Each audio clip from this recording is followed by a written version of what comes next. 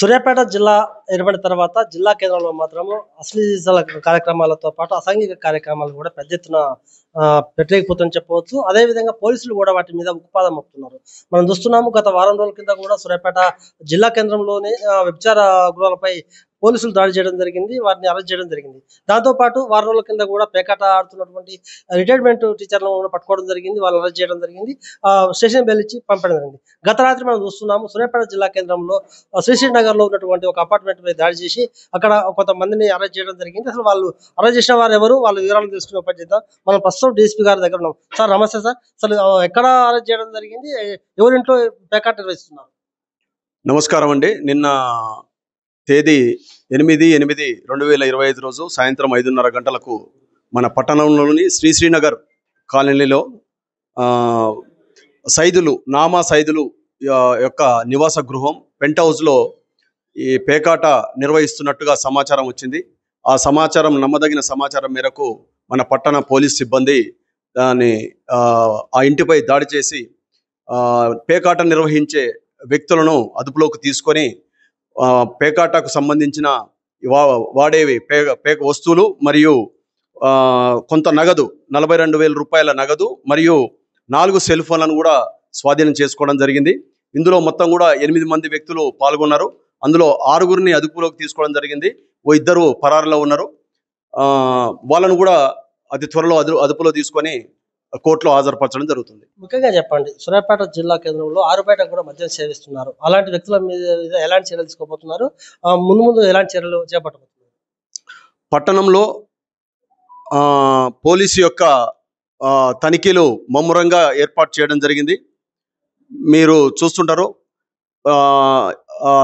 Hot టైంలో అంటే సాయంత్రం వేళలో లేదంటే ఎక్కడ పబ్లిక్ గ్యాదరింగ్ ఉన్న ప్రాంతాల్లో ఆకస్మిక తనిఖీలు చేయడం మరియు ఫింగర్ ప్రింట్స్ ఏదైతే మనకు డివైజులు ఉన్నాయో ఫింగర్ ప్రింట్ డివైజుల ద్వారా అనుమతిత వ్యక్తులని తనిఖీలు చేసి వాళ్ళ ఫింగర్ ప్రింట్స్ను కూడా టాలీ చేసుకోవడం ఆ విధంగా జరుగుతుంది. తర్వాత కార్డన్ సెర్చ్లు కూడా మనం సర్ప్రైజ్గా ఏర్పాటు చేసి ఎక్కడైనా అసాంఘిక కార్యకలాపాలు జరగకుండా మరియు ఎప్పటికప్పుడు నిఘా వ్యవస్థ ఏర్పాటు చేయడం జరిగింది.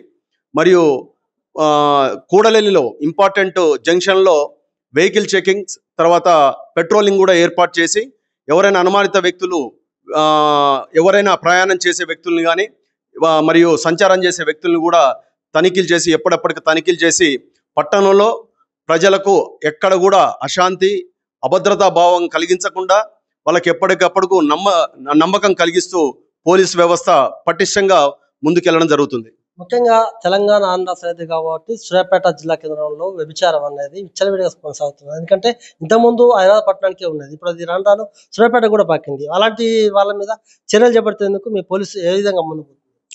మేము అసాంఘిక కలాపాలు జరగకుండా ఎప్పటికప్పుడు పటిష్టమైన నిఘా వ్యవస్థను ఏర్పాటు చేసి దాన్ని సమాచారం సేకరించి అలాంటి స్థావరాలపై అలాంటి వ్యక్తులపై ఎప్పటికప్పుడు దాడులు చేస్తూ వాళ్ళ మీద కేసులు నమోదు చేస్తూ మరి పటిష్టమైన చర్యలు చేపట్టడం జరుగుతుంది. ఇది నేషనల్ హైవేకు ఉన్న పట్టణం అయినా సరే ఎప్పటికప్పుడు మేము ఉండే ఎక్కడైతే జాగ్రత్తలు ఉన్నాయో ఆ విధంగా జాగ్రత్తలు తీసుకొని అన్ని రకాలుగా పోలీసుకు పూర్తి భద్రత కల్పించడంలో పోలీసు ఎప్పటికీ ముందుంటుందని చెప్పేసి కోరుకుంటున్నాం. పట్టణ ప్రజలకు ఏం చెప్పబోతున్నారు? ఎందుకంటే కిరాయి ఇచ్చే వాళ్ళు కావచ్చు, లేకపోతే పేకాట శిబిరాలు కావచ్చు, లేకపోతే విచారం కొంతమంది కిరాయి ఇస్తున్నారు, వాళ్ళ గురించి ఎట్లా? ఎవరైనా సరే కొత్త వ్యక్తులు వచ్చి ఇంటికి సంబంధించి కిరాయి కానీ లేకపోతే ఇతరత్తా వచ్చినప్పుడు వాళ్ళ యొక్క ఐడెంటిటీ అనేది ఇంపార్టెంట్. వాళ్ళు ఎక్కడి నుంచి వచ్చారు, వాళ్ళు దేనికోసం వచ్చారు, వచ్చిన వాళ్ళు ఎలాంటి వ్యక్తులు అనేది కొంత సమాచారాన్ని వాళ్ళు కలిగి ఉండాలి. అదేవిధంగా వాళ్ళకైనా ఐడి ప్రూఫ్స్, వాళ్ళ ఆధార్ కార్డ్స్ కానీ లేకపోతే ఇతరత్ర డ్రైవింగ్ లైసెన్స్లు కానీ ఏదైనా ఐడి ప్రూఫ్స్ ఉంటే కంపల్సరీగా వాళ్ళ యొక్క జిరాక్సులు తమ యొద్ద ఖచ్చితంగా ఉండాలి, పెట్టుకోవాలి. తర్వాత ఏదన్నా అనుమానం ఉంటే ఇమ్మీడియట్గా అట్టి వ్యక్తుల మీద పోలీసుకు ఎప్పటికప్పుడు సమాచారం ఇస్తూ శాంతి భద్రతలకు సహకరించాలని చెప్పేసి కోరుతున్నాం. మనం చూస్తున్నాము. గత రాత్రి మాత్రం సూర్యాపేట జిల్లా కేంద్రంలో ఒక అపార్ట్మెంట్ లో పేకాట ఆడుతూ మాత్రం 8 మంది పట్టుబడడం జరిగింది. 6గురిని అరెస్ట్ చేయడం జరిగింది. ఇద్దరు మాత్రం పరారులో ఉన్నారు. దాంట్లో నామసాయిల్ అనే వ్యక్తి మాత్రం ఇంటి యజమాని, అతను దొరకలేదు. ఖచ్చితంగా దొరికితే ఖచ్చితంగా కేసులు నమోదు చేస్తామని చెప్తున్నారు. అంతేకాదు సూర్యాపేటలో మాత్రం ముఖ్యంగా వ్యభిచారం కావచ్చు, లేకపోతే ఆ గాంజా సేవించడం కావచ్చు, లేకపోతే పేకాట కావచ్చు, ఇది మొత్తం నిషేధం ఉంది. అందరూ తెలిసిన విషయం. ఎవరైనా కూడా ఏదైనా సంబంధించినటువంటి గుట్కా కానీ, లేకపోతే గాంజా కావచ్చు, లేకపోతే వ్యభిచారం చేసి పట్టుబడితే మాత్రం కఠిన చర్యలు చేపట్టడం జరుగుతుందని చెప్తున్నారు. ఎస్పీ గారి ఆదేశాల మేరకు అవసరం వస్తే పీడీ యాక్ట్ కూడా నమోదు చేస్తామని కూడా డీఎస్పీ ప్రసన్న కుమార్ తెలుపుతున్నారు.